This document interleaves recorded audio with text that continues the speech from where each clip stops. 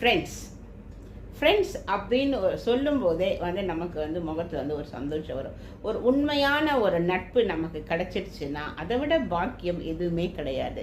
அதே மாதிரி ஒரே ஈக்குவல் ஒரு ஏஜ் லெவலில் தான் நமக்கு ஃப்ரெண்டு இருக்கணும் அப்படின்னு மட்டும் எதிர்பார்க்காதீங்க. நம்மளை விட வயசில் ஜாஸ்தியாக இருக்கிறவங்ககிட்ட ஃப்ரெண்டாக இருந்தாலும் சந்தோஷமாக இருக்கும். நம்மளை விட ஒரு 10-20 வயசு கம்மியாக இருக்கிறவங்களோட ஃப்ரெண்ட்ஷிப்பாக இருந்தாலுமே நல்லா இருக்கும். அது ஒரு உறவு முறையெல்லாம் ஆக்காமல் ஃப்ரெண்ட் இஸ் ஏ ஃப்ரெண்டு. எது ஒரு ஏஜ் டிஃப்ரென்ஸ் இருந்தாலும் சரி, இல்லை கம்மியாக நம்மளோட இருந்தாலும் சரி, ஒரு ஃப்ரெண்ட்ஷிப் அப்படின்னு சொல்லும்போது அந்த ஏஜ் கிளாசிஃபிகேஷன்லாம் போகாதீங்க. ஒரு பணக்காரன் ஏழெல்லாம் பார்க்காதீங்க. Friend is a friend. எனக்கெல்லாம் நிறைய ஃப்ரெண்ட்ஸ் இருக்காங்க. ரொம்ப உண்மையாக எங்களுக்காக எந்த வித எதிர்பார்ப்பும் இல்லாத ஃப்ரெண்ட்ஸ் இருக்காங்க.